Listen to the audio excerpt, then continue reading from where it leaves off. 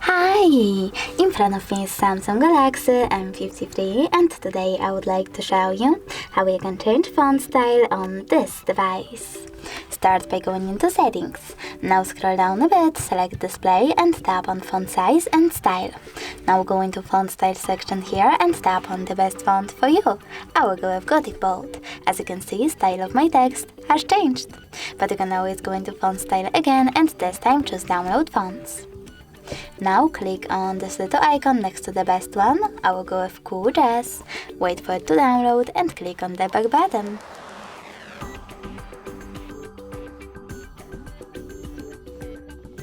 As you can see now, my new font style is over here. In order to apply it, just click on it. Thanks so much for watching. If you enjoyed this video, leave a like, comment and definitely subscribe. Bye!